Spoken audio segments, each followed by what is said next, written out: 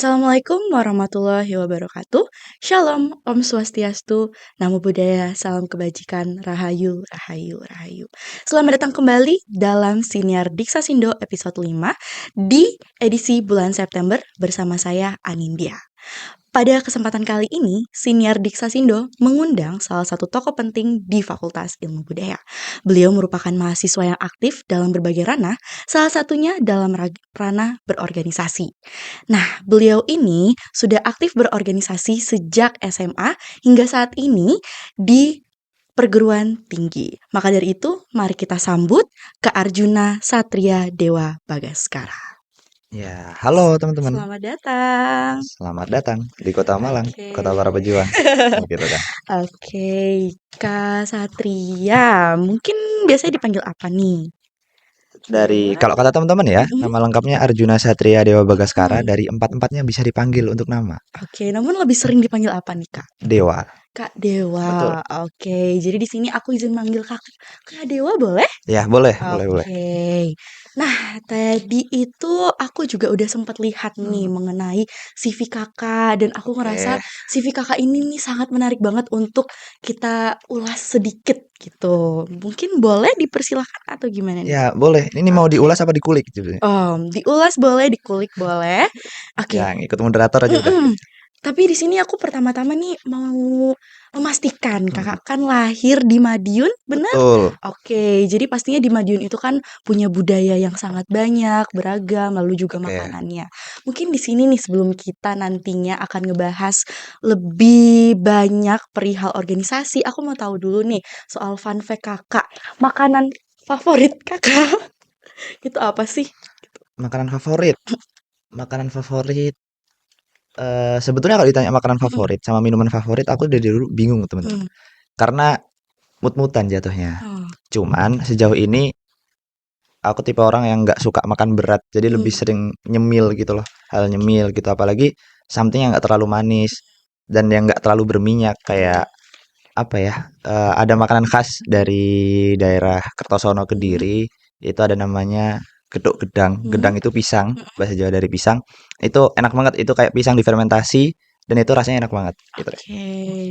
Kalau misalkan makanan favorit dari daerah Madiun sendiri ada nggak sih, Kak? Daerah Madiun. Sebetulnya fun fact, aku di Madiun cuma numpang lahir. Oh iya. Ya, Jadi untuk tinggalnya lebih lama di mana nih, Kak? tinggalnya lebih lama di Ponorogo. Ponorogo. Betul. Oke. Ada makanan favorit di Ponorogo itu? Ada satu makanan favorit yang tiap temen-temen kalau aku pulang kampung gitu selalu nitip bawain ini dong. Nah, itu ada namanya sate Ponorogo gitu. Sebetulnya mirip-mirip sama kayak sate daerah-daerah lain, sate Madura, sate manapun itu. Cuman yang bikin beda dia tuh daging ayamnya utuh gitu.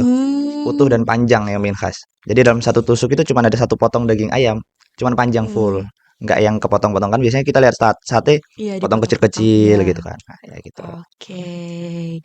Nah, tadi aku juga udah nanya perihal makanan favorit, terus juga kita udah tahu fun fact kalau misalkan Kak Dewa ini ternyata cuma numpang lahir di Madiun dan hidupnya lama di Ponorogo ya, Kak ya? Iya. Oke. Nah, kalau misalkan kita lihat nih mengenai Kakak sendiri kan sekarang itu kuliahnya di sastra Cina ya, Kak ya? Yap.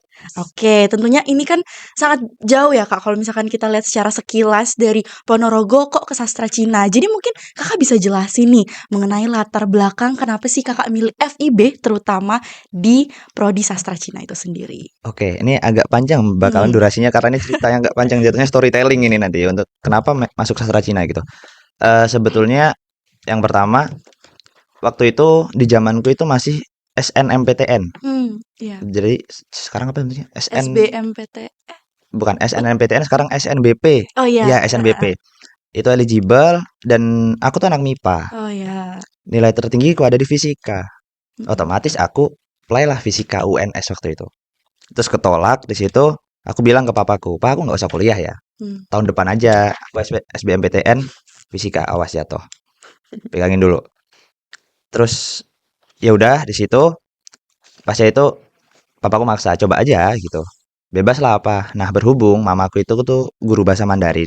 Jadi emang dari kecil udah dicipratin dikit-dikit bahasa Mandarin, udah ngerti. Oke lah random aja, sastra Cina kalau gitu. Tapi sastra Cina yang waktu itu negeri yang mini risetku itu ya, itu UB sama UI. Secara aku anak MIPA, tiba-tiba soshum, ya kali ke UI, gak pede dong. UB aja deh, ya udah gitu. Terus akhirnya tes, kok keterima, ya alhamdulillah deh, jalanin aja. Meskipun banyak nangisnya, jujur. Kenapa tuh Kak, kok banyak nangisnya?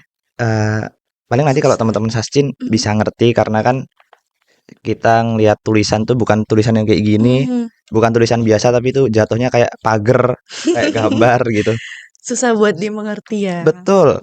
Oke. Jadi ini sangat menarik ya teman-teman, di mana Kak Dewa ini awalnya dari MIPA, terus tiba-tiba pindah ke ranah sosum. Tapi aku sangat salut karena Kak Dewa ini meskipun berpindah sangat jauh dari MIPA ke sosum, masih semangat untuk terus bisa bangkit, lalu juga sampai bisa menjadi Presiden BEM FIBUB. Tepuk tangan dulu teman-teman. Nah mungkin nih, tadi kan di CV itu aku lihat Kakak sudah aktif berorganisasi sejak SMA ya Kak ya. Nah mungkin aku mau tahu nih, awalan kenapa sih Kakak tertarik untuk bisa terjun ke dunia organisasi? Tuh. Yang ada di CV itu dari SMA, cuman Mhm, sebetulnya dari SMP udah udah jalan gitu. Atau bahkan dari SD ya, dulu SD itu teman-teman kalau tahu Pramuka Oh Siaga iya, kan dulu. iya Nah, itu pramuka ada tim pramuka. Pramuka Garuda kayak gitu. Itu udah sempat ikut. Pun SMP juga masih lanjut di Pramuka. Terus SMA mulai banting setir ke OSIS. Dan kalau ditanya kenapa dulu tertarik, alamiah aja gitu loh. Kayak Mhm, oh ya udah pengen deh gitu. Ternyata ya sampai sekarang jadi minat dan mhm. yang ditekuni itu ya meskipun banyak menguras tenaga, entah fisik, mental, finansial semuanya terkuras tapi ya udah enjoy aja selama ini menjalani gitu. Kalau semisalkan kita ngebahas tadi kan katanya itu alamiah dari diri. Mhm mhm Kira-kira nih mhm. di saat perkuliahan apakah itu masih alamiah atau ada motivasi tersendiri gitu, Kak? Jujur di awal emang kepengen, Mhm, maksudnya bukan yang kepengen, "Wah aku harus mata aku harus jadi presiden mhm, BEM, aku harus jadi ketua himpunan," enggak. Ya mhm, udah aku pengen nyoba berorganisasi aja. Karena di waktu SMA sempet denger organisasi mahasiswa yang di kuliahan itu beda banget sama yang ada di SMA gitu. mhm, Dan memang ketika aku jalani, kurasakan waktu itu belum masuk organisasi, belum masuk staff mood bahkan, tapi masuknya masih kepanitiaan. mhm. Kepanitiaan pertama dan aku ditarik sama katingku, wah ternyata gini ya. Oke, beneran pressure-nya dapet gitu. Ini akhirnya nge-challenge gitu. Terus akhirnya oke, jalanin. Asik juga ternyata Oke, gitu. jadi karena pertama-tama mencoba lalu kayak ngerasa, "Oh, ini tuh ada hal yang berbeda yang kayak harus Betul. untuk terus-terus dicoba." Jadi akhirnya berlanjut sampai saat ini. Yaps. Oke, terus kalau misalkan nih Kak, kita tahu ya bahwasanya mahasiswa sekarang itu banyak yang fokus banget nih sama Mm-mm. mungkin, perkuliahannya, sampai terkadang kayak merasa, "Ah, aku cuma capek-capek doang nih untuk organisasi, nggak ngapa-ngapain." Nah, tanggapan Kakak sendiri tuh gimana sih Kak soal begitu? Sebetulnya untuk case kayak gitu, itu kan mereka datang ke Malang punya kewajiban untuk akademik Mhm, dong pasti. Cuman itu juga tergantung karena ada teman-teman organisasi itu kan sebetulnya kalau kita lihat impactnya juga banyak. mhm, Tapi banyak orang yang nggak bisa cocok sama organisasi karena apa? Misal dia introvert. Misal bener, dia introvert dan sekalinya ketemu orang dia grogi grogi parah gitu loh. Dia bahkan sampai gemeter, sampai keringetan segala macam dan ketika itu dilatih itu nggak sembuh-sembuh dan justru dia makin nambah anxiety-nya dia makin nambah beban pikirannya dia segala macam. Nah, makanya bisa aku bilang organisasi ini cocok-cocokan. mmm, Tapi kalau ngomongin impact, akhirnya kan orang yang belum belum sadar organisasi itu kayak gimana, ya sebetulnya manfaatnya banyak gitu. Jadi jangan jangan cuma ngelihat organisasi dari sisi buruk-buruknya aja. Contoh nih misal kalian punya teman organisasi, organisasinya aktif banget. Tapi ketika ketika tugas kelompok dia cabut, iya, dia kabur, mhm, alasannya rapat. iya, Kan sering kan ya kayak iya gitu ya. sering banget tuh Kak, Kalau kita lihat cerita-cerita, kita mhm, lihat di Manifest itu banyak yang kayak gitu. bener, Nah, itu ya sudah, itu kasus buruk ya biarlah menjadi kasus buruk gitu loh. Dalam artian ya kita nggak boleh lupakan itu dan kita justru hindari hal itu dan mhm, buktikan kalau misal aku ini fungsionaris BEM gitu. Aku buktikan bahwa anak BEM tuh nggak kayak gitu loh. Atau kalian dari teman-teman Hima Prodi Diksas gitu. Anak Hima Prodi Diksas tuh nggak kayak gitu loh. Jadi mmm, sebetulnya mindset gimana teman-teman pada akhirnya membuktikan. Nggak cuma dari diri kalian sendiri, tapi orang ketika masuk organisasi itu kan nggak cuma bawa namanya, mhm, tapi bawa nama lembaganya iya bener, atau bawa nama daerahnya. Misal kayak gini, ada orang Batak nih, Mhm. orang Batak karakternya apa biasanya? Kayak keras gitu kan. Keras gitu kan. Akhirnya orang-orang yang lain ketika tahu, oh ada anak Batak nih, terus dia nadanya tiba-tiba nada tinggi. Bukan dalam artian kita, wah dia marah, wah dia ternyata suka ngomong kasar segala macam, bukan. Tapi ketika kita nemuin kayak gitu, akhirnya kita bisa ngerti, kenal nih orang, oh ternyata karakter orang Batak tuh kayak gini. Akhirnya kita bisa memaklumi. Ataupun ternyata orang Batak ketemu orang Sunda, yang satu keras, yang satu lemes banget, yang satu halus banget. Akhirnya kan ada kemungkinan clash di situ. Mhm. Kita coba pikir, gimana ya kira-kira ngertiin kedua orang ini. Akhirnya di organisasi sebetulnya yang paling good itu adalah ketika kita bisa ngertiin karakter orang lain. Mhm. Dari sekedar obrolan atau dari sekedar bahkan mimik muka, tatapan muka itu bisa kelihatan kalau udah lama di organisasi gitu ya. Oh, ini orang kayaknya bohong deh. Jadi apa yang dibilang uji kejujuran segala macam itu mungkin ada manfaatnya di situ. Mhm. Jadi manfaatnya balik lagi ke diri kita sendiri. Pun nanti ketika pasca kampus, kehidupan dunia kerja juga pasti banyak yang diambil dari organisasi gitu Iya, sih. betul banget karena pasti kalau di ranah, pekerjaan itu kita perlu banget ya soal skill Betul. untuk berbicara, lalu juga untuk bisa berinteraksi dengan banyak orang. Jadi Betul. sebenarnya organisasi itu menurut Kak Dewa sebenarnya sangat penting ya, Kak, ya? Yap. Oke. Nah, karena tadi kita udah ngebahas mengenai organisasi, saatnya kita menuju ke organisasi yang menurut Kakak sendiri paling memorable deh gitu menurut Kakak. Memorable berarti ya. Mhm, Selama ini yang sudah dijalani, iya. yang udah lewat aja. Sampai sekarang juga boleh, Kak.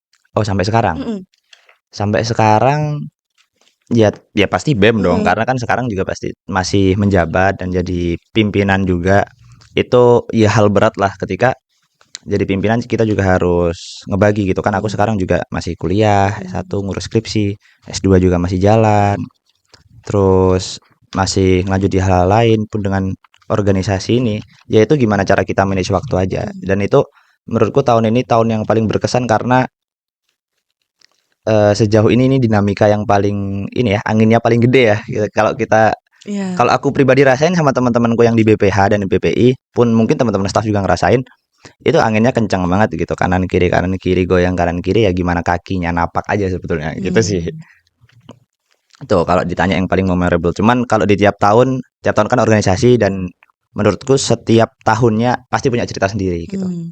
Ada hal yang bisa diingat, ada hal yang bisa jadi pelajaran di situ gitu. Oke, kalau aku lihat dari jawaban Kakak sendiri pastinya menjadi seorang ketua dari sebuah organisasi itu adalah hal yang tidak gampang ya Kak ya, di mana Oke. kita juga harus menerima banyak ekspektasi dari banyak orang, tapi lagi-lagi aku salut banget sama Kak Dewa karena di waktu Kak Dewa yang sudah banyak sekali kegiatannya, mulai dari tadi ngurus skripsi, lalu juga perkuliahan, atau Mhm. bahkan tadi aku dengar juga Kak Dewa lagi lanjutin S2 ya, Kak, ya. Yaps. Itu kan pasti sangat susah untuk ngatur, waktunya, tapi Kak Dewa juga masih nyempetin diri untuk menjadi seorang presiden BEM FIB UB yang pastinya mempunyai banyak tanggungan ya, Kak, ya. Iya. Oke, di sini aku juga mau nanya perihal Mhm. tadi kan dibilang yang paling memorable tahun ini tuh untuk menjadi, ketua FIB atau ketua BEM FIB nih, Kak, Mhm. ya. Nah, mungkin di sini aku juga sebagai orang yang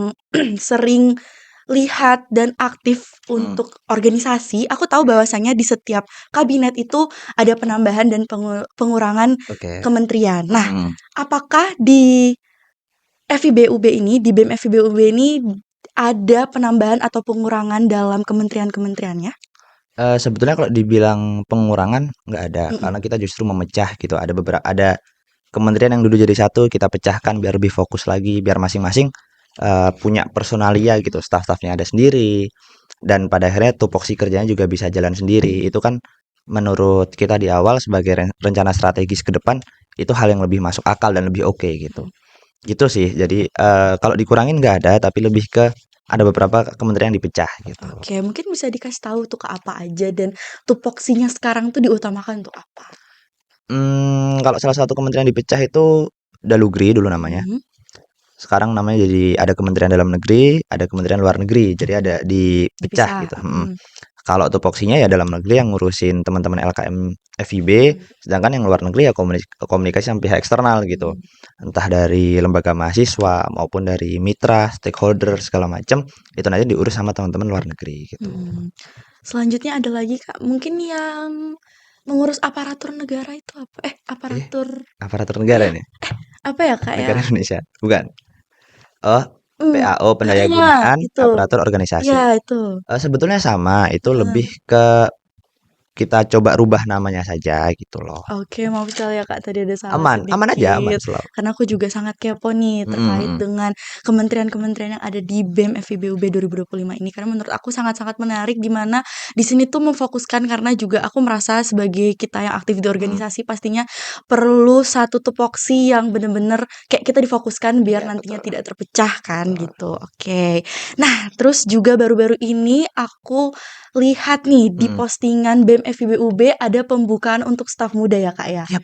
Nah, ini nih pertanyaan yang mungkin aku sendiri Mm. juga ingin tanyakan ke Mm. Kakak mengenai staf muda itu kira-kira ada nggak sih perbedaan dalam tupoksi atau tugas-tugasnya yang nantinya akan dijalankan gitu? Sejauh ini untuk staf muda itu kan kita belum first gathering. Iya. Kita udah selesai tahap semuanya, tinggal first gathering akhirnya dibagi ke kementerian atau biro pilihan masing-masing. Tapi kalau secara tupoksi sejauh ini nggak ada. Jadi bukan ketika teman-teman banyak omongan ya di luar sana, entah di manifest atau di obrolan ya mulut ke mulut gitu. Nanti jadi staf muda itu bakal disuruh-suruh aja. Nanti jadi staf muda itu bakal di inilah ngenakin staf ahli segala macam jadi pembantu segala macam kasarnya kan kayak gitu banyak banget omongan kayak gitu dan itu jujur membuat teman-teman yang hari ini aktif di organisasi itu kesel gitu Iya.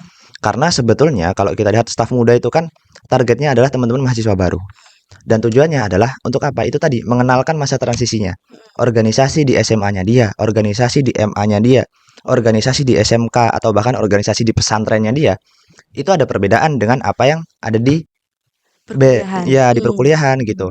Apalagi pun di tiap-tiap kampus beda gitu. Beda kultur dan beda gimana budayanya segala macam itu beda. Dan pada akhirnya kalau secara tupoksi semuanya sama dan justru teman-teman staf ahli yang menambah tupoksi. Kenapa? Karena teman-teman staf ahli pada akhirnya mereka udah punya adik-adik dan ilmu-ilmu atau ya apa yang sudah didapatkan dari BPH-nya misal entah menteri wakil menteri, kabiro wakabiro ataupun ketua divisi wakil ketua divisi itu kan dikasih ke staf ahli dulu.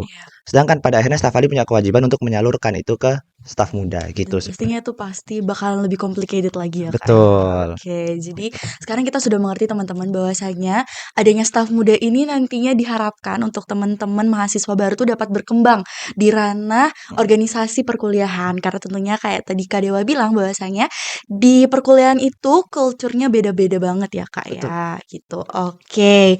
Nah, selanjutnya nih Kak, aku mau nanya mengenai salah satu program kerja yang ada di BEM FIBUB yaitu Advokesma. Advokesma. Iya. Program kerja atau kementerian? Oh, kementerian. Oh, kementerian. Oke, Oke, maaf kementerian. sekali. Oke. Tapi di Advokesma itu kan ada untuk pengaduannya Kak, untuk Iya, betul. pengaduan advokasi. Nah, teman-teman di sini itu masih banyak ya Kak yang belum tahu untuk Oke. alur pengaduannya tuh seperti Oke. apa. Jadi Kakak boleh jelaskan mengenai hal tersebut. Apakah ada Instagramnya atau Google Form atau seperti apa? Sebetulnya kalau mengenai aspirasi ataupun keluhan ataupun hal-hal kecil itu sebetulnya kita ada Google Form bahkan atau ada WhatsApp CP-nya dari teman-teman Advokesma. Di situ teman-teman bisa sampaikan gitu. Entah teman-teman di situ mau pakai nomor asli kalau misal di WhatsApp ataupun mau pakai nomor anonim ataupun hal yang gimana pun itu teman-teman sampaikan aja. Nah, sebetulnya lewat situ udah disampaikan keluhannya apa dan kalau bisa disampaikan buktinya. Misal nih, ada kasus mengenai fasilitas yang rusak atau fasilitas yang nggak ada. Nah, coba dilampirkan buktinya foto. Akhirnya kan ketika kita coba laporkan ke teman-teman atau Bapak Ibu dekanat, kita udah punya bukti, Pak, ini loh nggak ada. Terus ini tindak lanjutnya gimana? Nah, pada akhirnya kalau kita punya bukti itu bisa memperkuat semuanya. Nah, itu yang pertama lewat WhatsApp bisa, lewat Google Form bisa, pun atau yang lain kan dari setiap program studi itu kan punya hima. Iya. Dan di setiap hima itu pasti bakal ada lingkar Advokesma. Di situ nanti di lingkarnya itu akan disampaikan oleh dari teman-teman BEM, kira-kira ada keluhan nggak masing-masing dari Himaprodi? Entah itu keluhan mengenai fasilitas, ataupun keluhan mengenai akademik, ataupun keluhan apapun itu, gitu sebetulnya Oke, bisa sampai. sangat jelas. Jadi salah satunya itu bisa melalui WhatsApp, lalu juga Mm-mm. bisa melalui Google Google Form, Form ya. betul. Oke. Nah, karena tadi juga sempat disinggung nih Mm-mm. bahwasanya di Himaprodi itu kan punya advokasi-advokasinya Mm-mm. masing-masing untuk Mm. dapat teman-teman itu menyampaikan Betul. aspirasinya. Nah, kita selaku teman-teman dari Mm. Himaprodi itu juga udah buat survei anonim, Kak. Oke, Di anonim. mana di sana itu ada beberapa teman-teman yang menyampaikan aspirasinya mengenai fasilitas-fasilitas yang Mm-mm. ada di FIB. Sesuai dengan tema juga di kegiatan kali ini yaitu tanggapan dan upaya BEM terhadap Mm-mm. tantangan yang dihadapi mahasiswa di Diksasindo. Maka dari itu mungkin aku di sini akan menyampaikan beberapa aspirasi tersebut Oke, dan nantinya aku akan meminta Kak Dewa untuk memberikan pendapat. oke. Oke, jadi di sini ada satu pertanyaan nih Kak, yaitu bagaimana pendapat Kak Dewa terkait aduan tentang fasilitas di FIB? Salah satunya itu tentang AC. Lalu Mm. juga di sini aku akan rangkum aja bahwasanya tentang AC, WiFi, kursi, lalu juga Mm-mm. ada galon. Nah, di mana itu kan sangat-sangat complicated Iya, ya Kak, betul betul. karena kita itu pasti membutuhkan fasilitas-fasilitas Mm-mm. tersebut di lingkup FIB. Nah, Betul. tanggapan Kak Dewa tuh seperti apa Kak? Gini, kalau mengenai fasilitas ya Mm-mm, utamanya, entah AC, kursi, mm-mm. terus apa tadi galon sama? Iya, itu aja. AC, AC, kursi, galon. mhm, Oh, WiFi sama internet iya ya. iya Nah, sama betul internet. sekali. Itu kita kemarin di paruh pertama atau di semester sebelum ini, kita sempat ada kegiatan namanya Sapa Dekanat. Kalau teman-teman Iya, datang semuanya Sapa Dekanat, di situ pun disampaikan gitu loh. mhm Entah mengenai keluhan dari mahasiswa baru, mohon maaf, dari mahasiswa secara umum maupun dari pengurus-pengurus LKM ini semua disampaikan. mhm Dan pada akhirnya itu bentuk transparansi terbuka gitu. Kita sampaikan di situ secara langsung dan di setiap bulannya kita juga cross check mengenai hal itu. Kemarin kalau ditanya mengenai AC itu udah sempet teman-teman lihat itu ada beberapa kardus AC di iya, luar. Nah, itu mhm udah ada beberapa yang diganti atau setidak-tidaknya dia dicuci gitu. Tahu kan ya cuci AC iya, maksudnya. Nah, betul betul. itu setidaknya untuk AC itu. Terus yang kedua untuk kursi, kalau teman-teman sekiranya membutuhkan kursi segera, misalnya untuk hari kelas. Hari kelas hari ini datang ke kelas, kursi nggak ada gitu. Terus teman-teman apakah langsung lapor ataupun gimana? Teman-teman langsung lapor aja ke satpam ataupun ke bagian sarpras. Itu nanti bakal dicariin kok mengenai kursinya gimana gitu. Dan kebutuhan seperti apa. Misal ada temen kidal gitu kan. Sekarang di FIB ada kan ya meja khusus kidal yang Iya, kotak gitu. benar. Itu misal ada temen kidal di situ dan di situ di kelas itu nggak ada mejanya dan bisa disampaikan aja langsung. Nanti bakal dicariin di hari itu juga gitu. Saat itu juga pasti bakal dicariin oleh teman-teman tendik Mmm, gitu. Itu untuk fasilitas yang ada di dalam kelas. Entah itu kerusakan LCD, teman-teman pasti pernah tuh kerusakan LCD, entah error, entah apa, ataupun kursi ataupun hal lain gitu. Tapi kalau untuk internet kemarin sempat disampaikan sih sebetulnya mengenai internet itu tidak lanjut ini juga disampaikan waktu Sapa Dekanat di volume 1 kemarin, mhm, di semester kemarin. Kalau di semester kemarin ada beberapa kelas yang nggak nyampe gitu WiFi-nya. Nggak nyampe. Nggak nyampe WiFi-nya di situ sebenarnya sudah ditambahkan. Apalagi yang sebelumnya di notice itu di FIBA.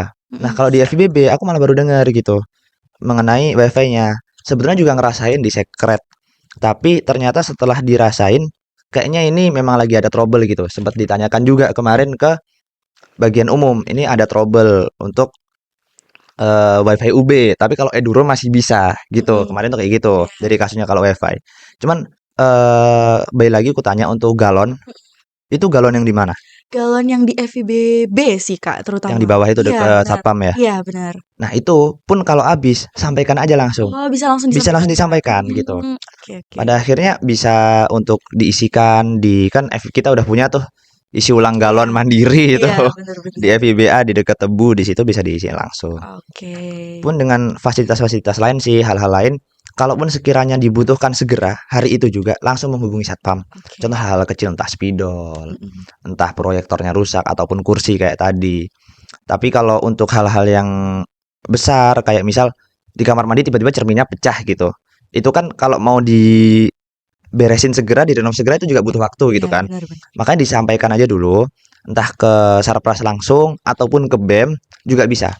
Di situ baru kita nanti coba sampaikan ke Bapak Ibu Sarpras gitu untuk udah dipenuhin gitu. Berarti jelas banget ya teman-teman. Jadi Hmm. kalau misalkan memang sarana prasarananya ini kayak mungkin sangat dibutuhkan segera dan mungkin lagi trouble dan lain-lainnya, bisa langsung disampaikan kepada Tendik ataupun BEM itu sendiri.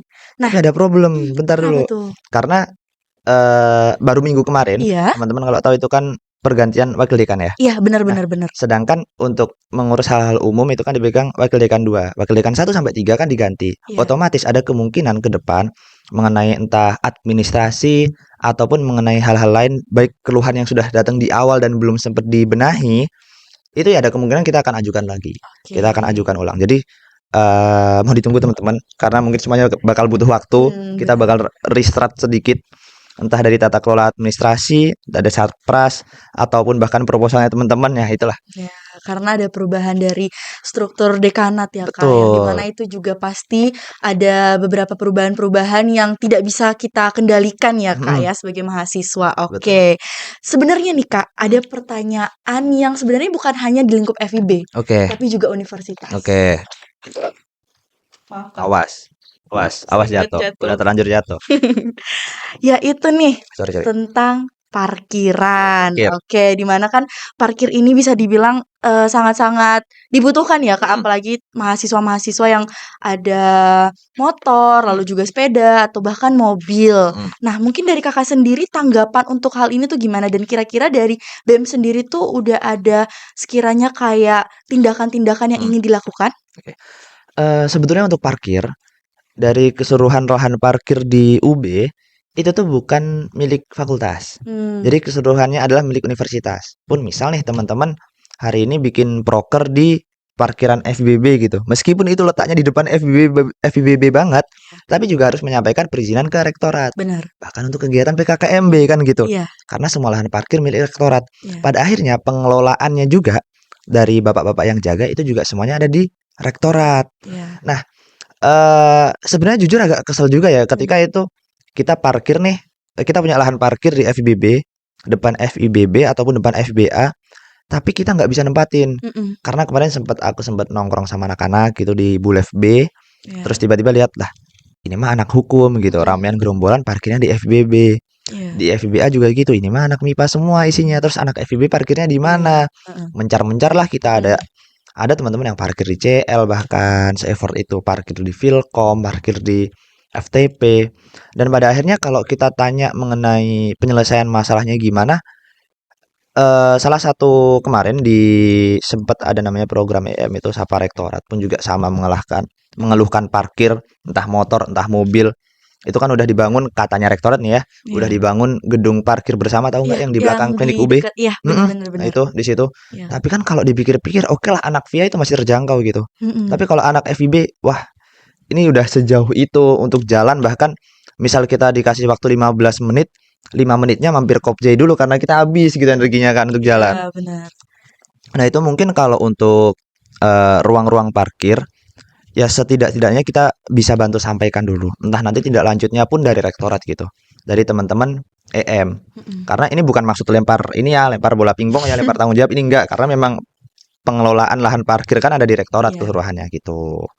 Dan pun kalau teman-teman ngerasa ngeluh karena misal ada yang parkirnya miring, teman-teman ada nih bisa lapor ke ada namanya UB Parkir. Nah, iya benar UB Parkir. Entah itu ada yang parkirnya miring ataupun parkirnya terlalu mepet atau bahkan parkir di atas trotoar, bebas lah itu teman-teman laporin aja gitu. Iya, karena itu sudah menyalahgunakan lahan parkir ya Kak. Ya, juga tadi sudah disampaikan sama Kak Dewa bahwasanya dari BEM FIB sendiri tuh sudah mencoba untuk menyampaikan aspirasi terkait dengan parkir di FIB dan juga di Universitas Brawijaya. Jadi mungkin kita tinggal menunggu ya Kak, kira-kira tindak lanjutnya tuh seperti apa. Oke. Izin ku tambahkan ya. Sebetulnya di setiap volume Sapa Dekanat itu kan setiap semester, dan kita sampaikan ke dekanat pasti selalu ada keluhan mengenai parkir. Entah dari lokasinya, maksudnya dari lahannya ini nggak memadai, kurang, ataupun dari teman-teman yang parkir mepet-mepet, ataupun bahkan dari mohon maaf nih bapak-bapak yang jaga gitu. Kadang ada beberapa keluhan mengenai bapaknya galak, bapaknya ketus segala macam. Ya pada akhirnya kita cuma bisa sampaikan itu. Iya, betul. Kita cuma bisa bantu sampaikan dan kita bisa bantu follow up untuk memastikan. Tapi untuk bisa ngasih kepastian kapan dan bakal seperti apa. Jadi kita nggak punya kuasa ke situ, gitu ya. Iya, betul sekali karena memang BEM ini kan hanya di lingkup mahasiswa ya Kak ya dan Mm, untuk menyampaikan kepada dekan dan atasan. Jadi yaps. untuk nantinya akan seperti apa itu hanya bisa dilakukan oleh para petinggi. Oke, mungkin di sini Kak sebelum kita Mm, akhiri ada satu pertanyaan tambahan dari teman-teman di mana ada satu lagi program kerja BEM yaitu di kantin BEM. Nah, itu kan di paruh waktu pertama kemarin mm. itu belum sempat dilaksanakan ya Iya Kak, betul. dan juga katanya Mm, di paruh kedua ini nantinya akan dilaksanakan. mm. Kira-kira itu gimana Kak? Apakah sudah akan berjalan dengan lancar atau seperti apa kira-kira?